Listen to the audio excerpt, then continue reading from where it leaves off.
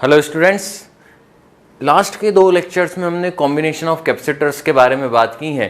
फिर से एक और लेक्चर कॉम्बिनेशन ऑफ कैपेसिटर्स का ही आ रहा है, लेकिन ये जो लेक्चर है इस लेक्चर में हम ऑलमोस्ट वैसे ही कॉम्बिनेशन की बात करेंगे जिस तरह के रजिस्टर्स में की थी। पिछले दो लेक्चर में कुछ उससे डिफरेंट, जैसे पिछले लेक्चर में हमने डाइलेक्ट्रिक्स से रिलेटेड बात की थी, ठीक है। तो इस लेक्चर में जो हम बात करने वाले हैं वो लगभग वैसा ही कॉम्बिनेशन है जैसा कॉम्बिनेशन ऑफ रेजिस्टर्स का है। मैं ये मान के चल रहा हूँ कि आपने कॉम्बिनेशन ऑफ रेजिस्टर्स का लेक्चर देखा हुआ है ना, क्योंकि अगर वो नहीं देखा हुआ है तो इसको समझने में थोड़ी मुश्किल हो सकती है, क्योंकि कुछ चीज़ें एज्यूम करके चली जाएंगी, है ना, कि हम सिमेट्री कैसे देखते हैं, कौन कौन से पॉइंट सेम पोटेंशियल के होते हैं, वो सब, ठीक है। फिर भी ऐसा भी नहीं है कि मैं बहुत ज़्यादा मान के चलूँगा, है ना, काफ़ी कुछ मैं यहाँ पे भी वापस से समझाऊंगा। तो हमें ये एक सर्किट दिया हुआ है जिसमें कुछ कैपेसिटर्स लगे हुए हैं, सेम वैल्यू के हैं सारे C। अब A और B के बीच में हमें कैपेसिटेंस चाहिए, तो A और B के बीच में कैपेसिटेंस चाहिए, तो ये कुछ सिमेट्रिक दिख रहा है, हमें सिमेट्रिक सर्किट दिख रहा है ना। इस लाइन के अबाउट इधर और इधर एक जैसा है, लाइन के ऊपर, इसके ऊपर और नीचे एक जैसा। तो यहाँ पर हम ये कह सकते हैं कि ये दोनों पॉइंट को अगर देखा जाए तो ये दोनों पॉइंट सेम पोटेंशियल के होंगे, ऐसे ही ये दोनों पॉइंट भी सेम पोटेंशियल के होंगे बाय सिमेट्री। तो बाय सिमेट्री जब ये दोनों सेम पोटेंशियल के हैं, ये दोनों सेम पोटेंशियल के हैं, तो इनको आपस में कनेक्ट किया जा सकता है, या यूं कहें कि इस कैपेसिटर को और इस कैपेसिटर को रिमूव किया जा सकता है। तो जब हम इन दोनों कैपेसिटर को रिमूव कर देंगे, ठीक है ना, तो रिमूव करने पर ये तो हो गया हमारा खत्म, ये कैपेसिटर का कोई मीनिंग नहीं रहा, कैपेसिटर का भी कोई मीनिंग नहीं रहा, ये मीनिंगलेस है। क्यों? इसका और इसका पोटेंशियल सेम है, तो सेम पोटेंशियल है, तो ये दोनों पॉइंट सेम पोटेंशियल हो गए, तो कैपेसिटर कोई चार्ज स्टोर नहीं करेगा। अब ये जो बाकी सर्किट बचा, ये 3 कैपेसिटर्स सीरीज में है, ये 3 कैपेसिटर्स सीरीज में, फिर ये और ये ब्रांच पैरेलल है। तो अब हम ये कह सकते हैं कि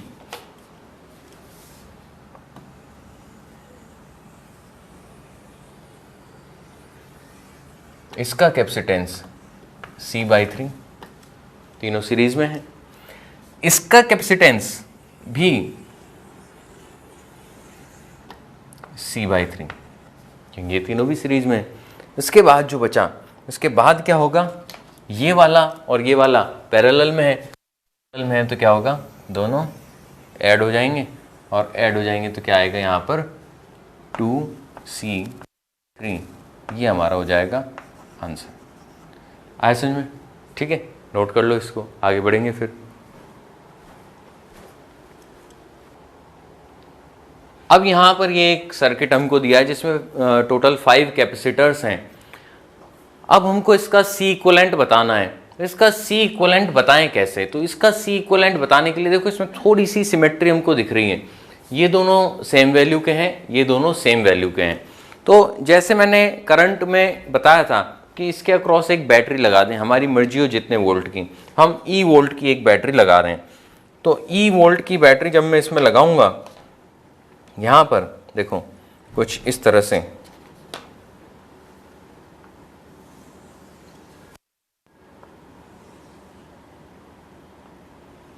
ऐसे,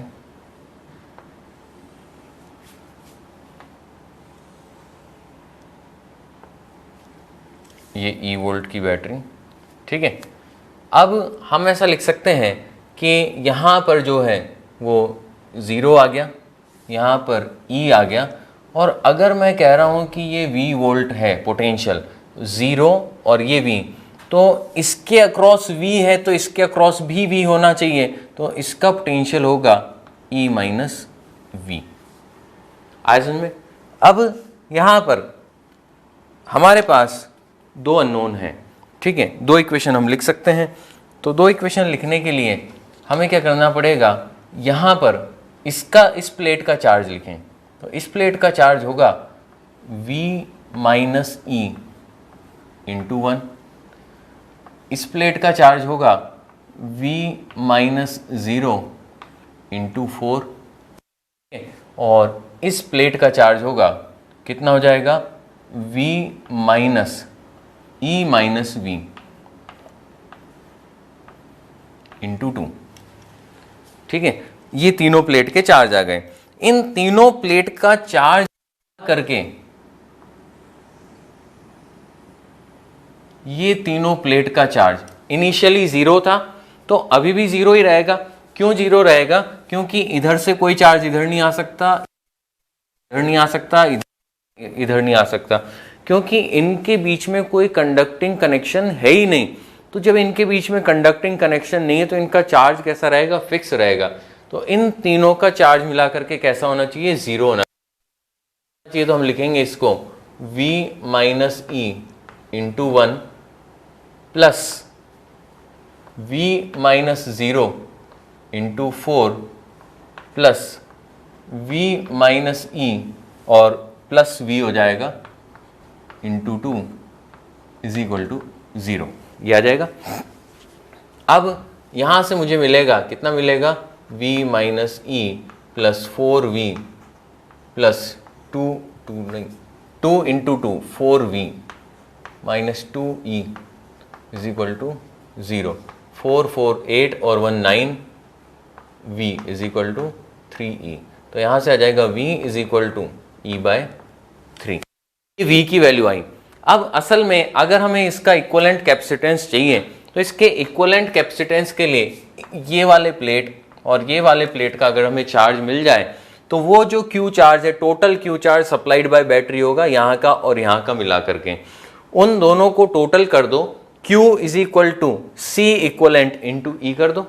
ठीक है, तो अब ये Q हमें यहाँ पर कैलकुलेट करना है। तो इस जगह पर हो जाएगा, इस जगह पर हो जाएगा E माइनस V इंटू 1 और इस जगह पर हो जाएगा E माइनस V इंटू 4।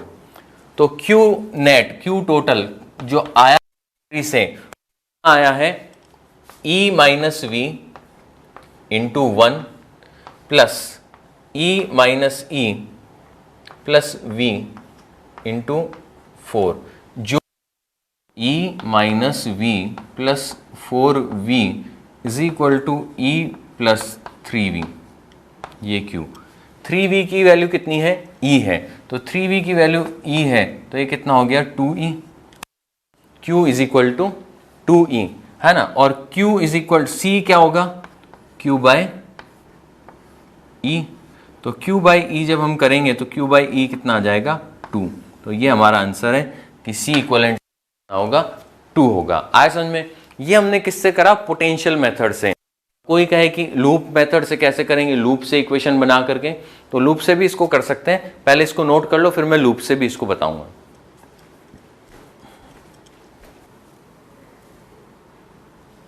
अब यहां पर फिर से हमें एक क्वेश्चन दिया गया है 1 4 4 1 और 2। वही क्वेश्चन है। एक्चुअली मैं मेथड 2 से करने वाला हूं, जो कि अभी हम डिस्कस कर रहे थे कि लूप से कैसे किया जाए। तो वही क्वेश्चन, यही क्वेश्चन देखो, सेम वैल्यूज हैं, वही वैल्यूज लिए हैं वापस से, और लूप से हम इसको करने वाले हैं। तो लूप से करने के लिए सबसे पहले तो हम क्या करें? एक बैटरी कनेक्ट कर दें। तो ये हमने एक बैटरी कनेक्ट कर दी जो कि EMF की है। ठीक है, करंट में भी मैंने दोनों तरह से करके बताया था। ठीक है, अब हम क्या कर रहे हैं? इन पर चार्ज लिख रहे हैं। तो चार्ज कैसे लिखें? चार्ज मान लो कि यहाँ Q1 है, तो यहाँ माइनस Q1 होगा। यहाँ पर Q2 है, यहाँ माइनस Q2 होगा। जो चार्ज इस पर है वही चार्ज इस पर आएगा बाय सिमेट्री, ये दोनों एक जैसे, ये दोनों एक जैसे। तो Q1 minus Q1, Q2 minus Q2। आया समझ में? अब अगर ये Q1 और ये माइनस Q2 है, इन तीनों का मिलाकर के 0 होना चाहिए।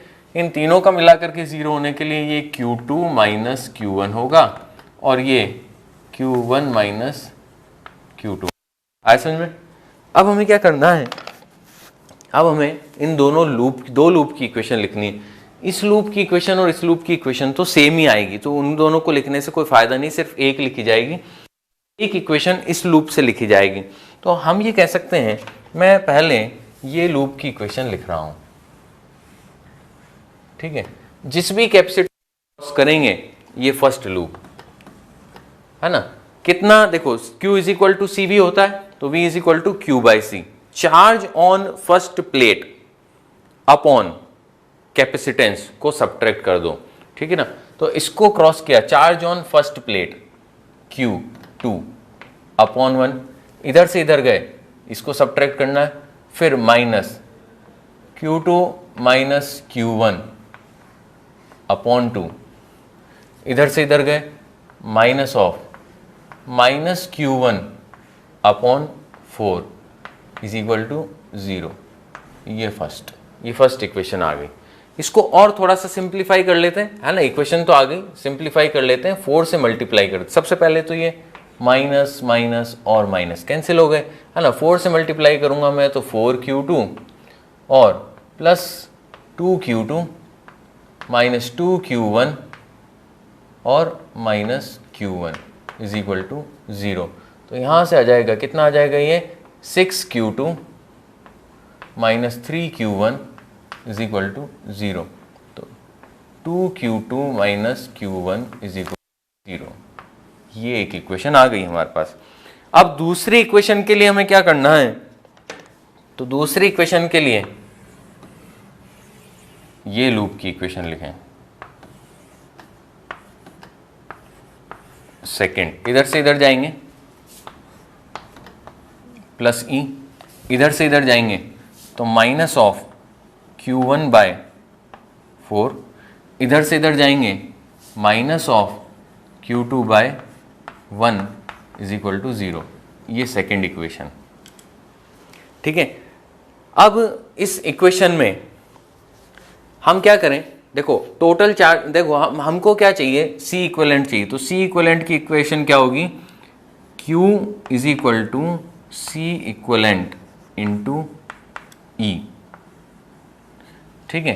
मतलब Q1 plus Q2 is equal to C equivalent into E, ठीक है। अब Q1 प्लस Q2 मुझे चाहिए, तो Q1 प्लस Q2 में लाऊंगा कहाँ से, तो Q1 प्लस Q2 हम क्या करें, E के फॉर्म में ले आएं। तो E के फॉर्म में ले आएंगे तो वो E और E दोनों तरफ से कैंसिल हो जाएगा। तो कैसे लाएंगे, इस इक्वेशन को हम क्या करें, 4 से मल्टीप्लाई कर दें। तो ऐसा लिखा जा सकता है Q1 plus 4Q2 is equal to 4E, ऐसा है ना। अब इसको और इसको ऐड कर दो, दोनों को ऐड कर देंगे तो Q1 Q1 कैंसिल हो जाएगा। Q1 Q1 कैंसिल होने के बाद मुझे मिलेगा 2 plus 4 6Q2 is equal to 4E। तो यहाँ से आ जाएगा Q2 is equal to 4 by 6, 4 by 6 का मतलब 2E बाय 3। आया समझ में, है ना। ये Q2 की वैल्यू आ गई। जो भी Q2 की वैल्यू है, Q1 की वैल्यू कितनी है 2Q2, तो Q1 is equal to 2Q2, तो 2Q2 का मतलब कितना हुआ 4E बाय 3। ये Q1 आ गया।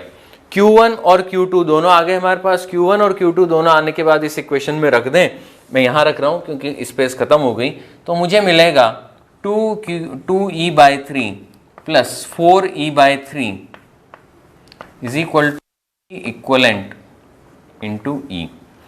2 बाय 3 प्लस 4 बाय 3 6 बाय 3 हो गया, और E कैंसिल हो गए, E और E कैंसिल हो गया।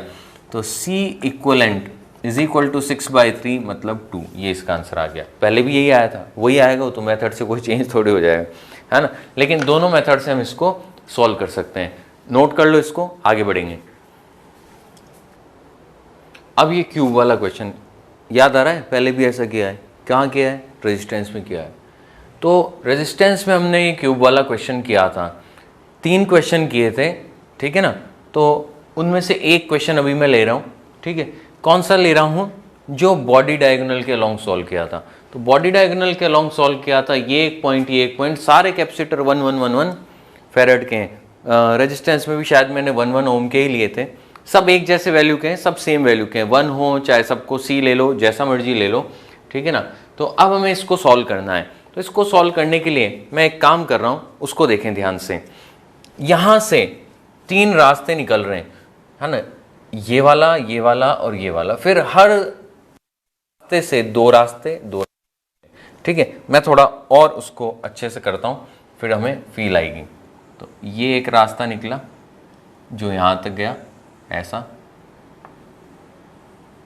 इस तरह का, ठीक है। फिर ये दूसरा रास्ता जो इधर गया,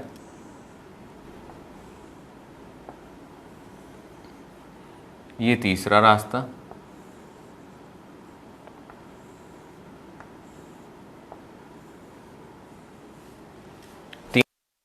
हर रास्ता दो रास्तों में डिवाइड हो गया, दो रास्तों में डिवाइड हो गया। तो ये पहले इसके दो रास्ते बन गए, ठीक है, इस तरह से, जो हमने रेड कलर में रिप्रेजेंट कर दिया, ठीक है। इसके बाद इसके दो रास्ते बन गए,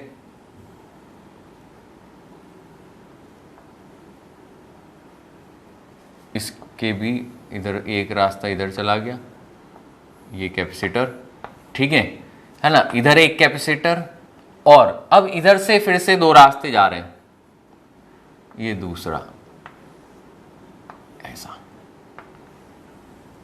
है ना। अब थोड़ा थोड़ा हमें फील होने लगा। अब इनमें वापस से दो दो रास्ते मिलकर के एक एक रास्ता बन गया। तो दो दो रास्ते मिलकर जब एक एक रास्ता बनेगा, वो कैसा बन रहा है, कुछ इस तरह का। ये दो मिलकर के एक बन गया, ये दो मिलकर के एक बन गया,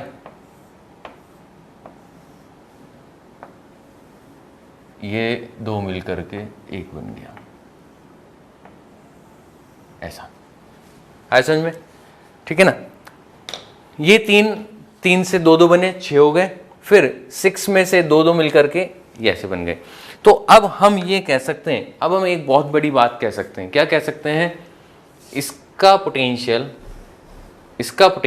और इसका पोटेंशियल सेम होगा, तीनों का पोटेंशियल सेम होगा, तो तीनों को ज्वाइन किया जा सकता है। इन तीनों का पोटेंशियल सेम होगा तो इन तीनों को भी ज्वाइन किया जा सकता है आयरन में, ठीक है ना। अब ये जब हमने ज्वाइन कर दिए, तो अब इस सर्किट को हम और थोड़ा सा सिंप्लीफाई करके बना रहे हैं। तो ये कोई टर्मिनल ए मान लिया हमने, ये कोई टर्मिनल बी मान लिया, ये मान लिया सी, तो ये भी हो जाएगा सी, ये भी हो जाएगा सी, इसको मान लिया डी, ये भी हो जाएगा डी, ये भी हो जाएगा डी। ऐसे में अब इसको हम सॉल्व करते हैं। तो मैं यहां पर बनाऊंगा टर्मिनल ए, इस ए टर्मिनल के बाद सबसे एक्सट्रीम में बनाऊंगा टर्मिनल बी, बीच में बनाऊंगा टर्मिनल सी और टर्मिनल डी। आया समझ में। अब ए और बी के बीच में कितने कैपेसिटर हैं, ए और बी के बीच में 3 कैपेसिटर हैं, 3 कैपेसिटर्स हैं जो वॉयलेट कलर के हैं। कलर तो हमने बनाया, लेकिन वो हैं कैसे, वो है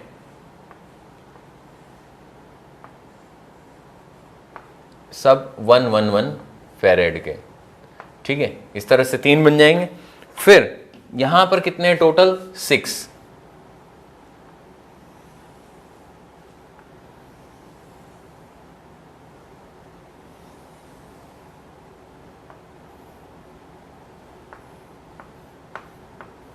ऐसा ऐसा ऐसा ऐसा, ठीक है। ये टोटल 6 कैपेसिटर हो गए। आया समझ में। अब क्या करें, 3 और बचे, 3 कैपेसिटर्स जो डी से बी के बीच में, तो डी से बी के बीच में 3 कैपेसिटर्स, बस हो गया क्वेश्चन। जिनको रेजिस्टेंस का याद है उनको ऐसा लग रहा हो कि दोबारा बता क्यों रहे हैं, आता है तो हमको आना ही चाहिए। हो जाएगा 3C, ये हो जाएगा 6C और ये हो जाएगा 3C। अब ये तीनों कैसे हैं, सीरीज में है, तो तीनों सीरीज में है, तो तीनों सीरीज में है तो क्या हो जाएगा, C equivalent 1/C is equal to 1/3C plus 1/6C plus 1/3C। 6C 2 + 1 + 2 1/C equivalent, sorry, ठीक है ना, C इक्वलेंट लिखना पड़ेगा, गड़बड़ हो जाएगी नहीं तो C equivalent is equal to 6C/5, ये इसका आंसर आ जाएगा। आया समझ में, नोट कर लो इसको, आगे बढ़ेंगे फिर। तो देखो मैंने एक क्वेश्चन क्यूब का करा दिया, बाकी 2 और क्वेश्चन क्यूब में बनते हैं। जो करंट में मैं करा चुका हूँ, तो सिमिलरली उसी वे में आप कर सकते हैं। मैंने पहले ही कहा है कि करंट का कॉम्बिनेशन के बाद ही कैपेसिटर का कॉम्बिनेशन हम देखें, ठीक है ना। तो खैर कोई बहुत दिक्कत नहीं है, सेम जैसे करंट में मैंने खूब सारे क्वेश्चन कराए थे वैसे के वैसे ही यहाँ पर भी हो सकता है ना, बार बार उसको रिपीट करने से क्या फ़ायदा, ठीक है। अब ये एक इनफाइनाइट सीरीज भी हम ले रहे हैं जैसे कि हमने पहले ली थी, ठीक है ना, करंट में लिए वैसे हमने इस तरह का क्वेश्चन। तो अब इस इनफाइनाइट सीरीज का सी इक्विवेलेंट बताना है, तो मैं क्या करूँगा, मान लेता हूँ कि ए और बी के बीच में जो कैपेसिटेंस है वो सी है। तो अब अगर इसका एक यूनिट हटा दें, ये यहाँ तक, ये वाला और ये वाला हटा दें, तो पीछे जो बचेगा वो भी ऐसा ही बचेगा। तो वो ऐसा ही बचेगा तो उसका कैपेसिटेंस भी कितना होगा, इसका कैपेसिटेंस भी सी ही होगा। जब इसका कैपेसिटेंस सी होगा तो हम ये कह सकते हैं 1 2 और 1, ऐसा है ना, 1 1 2, ये सी, ठीक है, और इनसे जो बनेगा वो भी सी। इन दोनों का मिला करके कितना है, 2 प्लस सी, ये 1 और ये 1, ये 1, ये कैपेसिटर और ये कैपेसिटर सीरीज में। देखो मैं क्या कह रहा हूं समझें, मैं ये कह रहा हूं ये दोनों मिला करके कितना है, 2 प्लस सी, फिर ये और ये तीनों मिलाकर सीरीज में। तो तीनों मिलाकर जब सीरीज में, तो सीरीज में क्या रिलेशन होता है, सीरीज में रिलेशन होता है, क्या रिलेशन होता है, 1/c इक्वलेंट, जो कि c ही है, is equal to 1/1 plus 1/1 plus 1/c plus 2। ये आ जाएगा। अब ये आ गया, इसको मैं लिख सकता हूं c plus 2 c plus 2 c plus 2 plus 1/c। तो यहाँ से आ जाएगा c plus 2 is equal to c into 2c plus 5। ये आ जाएगा, ये एक इक्वेशन बन गई। इसको सॉल्व कर लें तो आंसर आ जाएगा। तो इसको जब मैं सॉल्व करूँगा तो मुझे इक्वेशन मिलेगी c plus 2 is equal to 2c square plus 5c। तो 2c square plus 4c minus 2 is equal to 0, c square plus 2c minus 1 is equal to 0। तो यहाँ से आ जाएगा c is equal to -2 plus minus B square कितना है 4, minus 4 into 1 into -1 upon 2 is equal to -1। अब minus तो करेंगे नहीं, कैपेसिटेंस इक्विवेलेंट कैपेसिटेंस नेगेटिव आएगा क्या, तो प्लस करेंगे। तो 4 प्लस 4 कितना है भाई, 8 है ना। तो 8 कितना बनेगा, 2√2, इसको भी 2 ही रहने दो, बाद में 2 से डिवाइड कर देंगे, है ना। तो 8 को हमने लिख दिया 2√2, तो यहाँ से आ गया -1 प्लस √2, ये सी इक्विवेलेंट इसका आंसर आ गया। आया समझ में। तो इस तरह से कैपेसिटर के कॉम्बिनेशन हम सॉल्व कर सकते हैं। तो पिछले 2 लेक्चर में और इस लेक्चर में मिलाकर अब हमारा कॉम्बिनेशन ऑफ कैपेसिटर कंप्लीट हो गया, ठीक है। तो अब नेक्स्ट लेक्चर में हम कॉम्बिनेशन से आगे की चीज़ पढ़ेंगे, इसको नोट कर लें और इसकी प्रैक्टिस करें।